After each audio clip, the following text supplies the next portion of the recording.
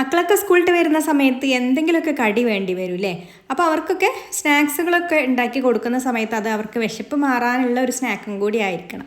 അപ്പോൾ ഇന്ന് നമ്മുടെ വീട്ടിലുള്ള ചേരുവകളൊക്കെ വെച്ചിട്ട് പെട്ടെന്ന് ഉണ്ടാക്കിയെടുക്കാൻ പറ്റിയിട്ടുള്ള നല്ലൊരു സ്നാക്കിൻ്റെ റെസിപ്പിയാണ് കേട്ടോ ഇന്ന് ഷെയർ ചെയ്യുന്നത്. പുറമേ നല്ല ക്രിസ്പി ആയിട്ടും അകത്ത് നല്ല സോഫ്റ്റ് ആയിട്ടുള്ള ഒരു ഐറ്റമാണ്. അപ്പോൾ ഇത് റെഡിയാക്കി എടുക്കാൻ വേണ്ടിയിട്ട് ആദ്യം തന്നെ ഞാനിതാ ഒരു ബൗൾ എടുത്തിട്ടുണ്ട്. അതിലേക്ക് 1 കപ്പ് മൈദ ചേർത്ത് കൊടുക്കാം. ഇനി ഇതിലേക്കൊരു 1/2 കപ്പ് അരിപ്പൊടിയാണ് ചേർത്ത് കൊടുക്കുന്നത്. നമ്മൾ പത്തിരിക്കോ ഇടിയപ്പത്തിനൊക്കെ എടുക്കുന്ന അരിപ്പൊടിയാണ് കേട്ടോ എടുത്തിട്ടുള്ളത്. പിന്നെ പാകത്തിനുള്ള ഉപ്പും 1/2 ടീസ്പൂൺ ചെറിയ ജീരകവും ഒരു 1/2 കപ്പ് അധികം പുളിയില്ലാത്ത തൈരും ആവശ്യത്തിന് വെള്ളവും ഒഴിച്ചു കൊടുത്തിട്ട് നന്നായിട്ടൊന്ന് കുഴച്ചെടുക്കാം. വെള്ളം കുറേശ്ശെ ചേർത്ത് കൊടുത്താൽ മതി കേട്ടോ, കാരണം വെള്ളം കൂടി പോകരുത്. അപ്പോൾ കുഴച്ച് നോക്കിയിട്ട് ആവശ്യത്തിന് അനുസരിച്ചിട്ട് മാത്രം ചേർത്ത് കൊടുത്തിട്ട് കുഴച്ചെടുത്താൽ മതി. മാവ് ഒരുപാട് ലൂസായി പോകരുത് കേട്ടോ, എന്നാൽ ഒരുപാട് തിക്കായിട്ടും അല്ല. നമ്മളിതാ ഇതുപോലെ പിടിച്ച് നോക്കിയാൽ ഇങ്ങനെ ഓരോ ഡ്രോപ്പായിട്ട് വീഴുന്ന ആ ഒരു കൺസിസ്റ്റൻസി ഉണ്ടല്ലോ, ആ ഒരു രീതിയിലാണ് കേട്ടോ നമുക്ക് മാവ് വേണ്ടത്. അപ്പോൾ അതാ നമ്മുടെ മാവ് ഇവിടെ റെഡി ആയിട്ടുണ്ട്. ഇനി നമുക്കിത് അടച്ചു വെക്കാം. ഒരു 15 മിനിറ്റ് ഇതൊന്ന് റെസ്റ്റ് ചെയ്യാൻ വേണ്ടിയിട്ട് മാറ്റി വെക്കാം.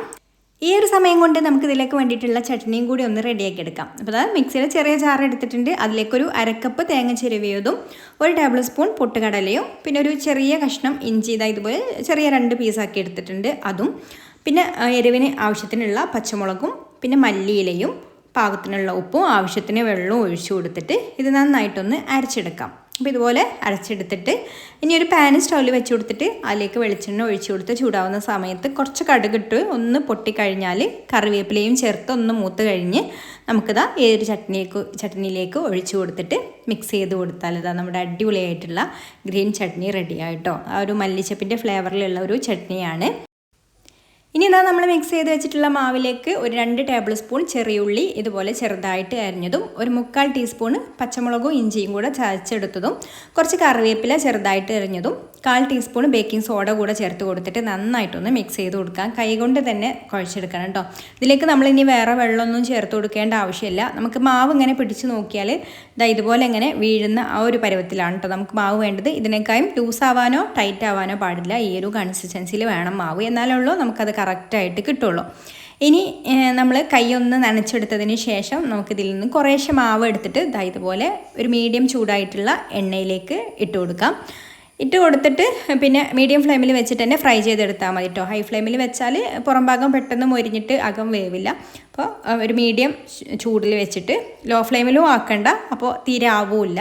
അപ്പോൾ മീഡിയം ചൂടിൽ വെച്ചിട്ട് മീഡിയം ഫ്ലെയിമിൽ വെച്ചിട്ട് ഇതൊന്ന് പൊരിച്ചെടുക്കാം. ഇപ്പോൾ ഒരു സൈഡ് റെഡി ആയിട്ട് വരുമ്പോൾ മറിച്ചിങ്ങനെ ഇട്ട് കൊടുക്കുക കേട്ടോ. ഇടയ്ക്കിടയ്ക്ക് ഇതിങ്ങനെ ഒന്ന് ഇളക്കിക്കൊണ്ടിരിക്കണം. എന്നിട്ട് ഇതുപോലെ നല്ലൊരു ഗോൾഡൻ ബ്രൗൺ കളറായി വരുന്ന സമയത്ത് നമുക്കിത് എടുക്കാം.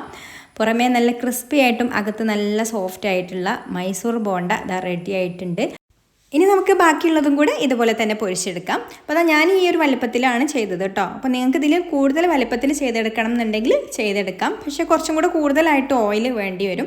അപ്പോൾ നമ്മൾ വെറുതെ ഓയിൽ വേസ്റ്റ് ആക്കണ്ടല്ലോ. അപ്പോൾ നമ്മൾ വീട്ടിലൊക്കെ ഉണ്ടാക്കുന്ന സമയത്ത് ഈ ഒരു വലിപ്പത്തിലൊക്കെ മതി. അപ്പോൾ കണ്ടല്ലോ, ഇതിൻ്റെ ഉൾവശത്തൊക്കെ നല്ല സോഫ്റ്റ് ആയിട്ടാണ് ഇരിക്കുന്നത്, പുറമേ നല്ല ക്രിസ്പി ആയിട്ടുമാണ് കേട്ടോ.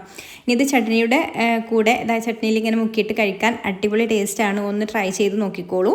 ഇഷ്ടമായിട്ടുണ്ടെങ്കിൽ ലൈക്ക് ചെയ്യാനും ഷെയർ ചെയ്യാനും ചാനലൊന്ന് സബ്സ്ക്രൈബ് ചെയ്യാനും, ഫേസ്ബുക്കിലാണ് കാണുന്നതെന്നുണ്ടെങ്കിൽ പേജ് ഒന്ന് ഫോളോ ചെയ്ത് സപ്പോർട്ട് ചെയ്യാനും കൂടി മറക്കല്ലേ. അപ്പം ഇനി മറ്റൊരു നല്ല റെസിപ്പിയുമായിട്ട് അടുത്ത വീഡിയോയിൽ കാണാം. താങ്ക്